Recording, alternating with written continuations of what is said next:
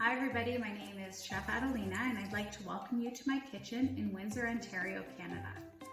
Our friends from World Chefs have decided to come up with some amazing recipes for International Chef's Day, which happens on October 20th. But we like to celebrate the whole month of October. So today we're going to make a Canadian summer wrap and roll. And what's inside that? I'll show you. Come on in. So we have some awesome green spinach, some nice crunchy green spinach that was from my garden. And then we have some julienne, which just is a fancy word for matchstick, cucumber, some carrots, some red pepper, sunflower seeds, and we also have some sesame seeds. And then for spices, I have a little bit of basil and mint that I've mixed together. We also have some spinach rice noodles. They just get rehydrated with a little bit of water, which is really easy to do. And then we have our rice wraps that we're going to be using, and they get rehydrated in some water. I have some soy sauce if you like to have soy sauce on it, so that's a little cool salty flavor if you need that.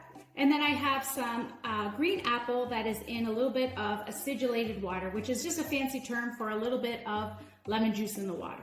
And then for your tools, you'll need a cutting board, a really sharp knife that you can utilize in your hand and not hurt yourself. And then we have a vegetable peeler. We have beautiful rice wrap here, and we're just gonna put it in some hot water. And the hot water that we put it in, we wanna immerse the whole thing, just like that, right? And about 5 to 10 seconds, make sure that it's completely covered, as you can see. And as it starts to soften with the water, we'll know when we can use it. So it's still kind of hard, right? And now you can see it's starting to get a lot softer, so it'll be nice and pliable, easy to pick up and to use as a wrap. And you can wrap anything in here too. You can add meats if you like. Now I'm just gonna just gently peel this and put it on my cutting board. Now I have some beautiful spinach, like I said earlier, that's gonna go in my garden. You can take the stems off. That was from my garden. And I'm gonna put them right side up. Like the inside of the leaf is gonna be up, and then the actual leaf when we wrap it, so you'll see all the nice green, it'll look pretty. And I'm gonna add some vegetables. So when I talked about julienne earlier, I was telling you just the shape, which means kind of like a little matchstick style. And you can fill it with whatever you like. Bean sprouts would be nice in this as well.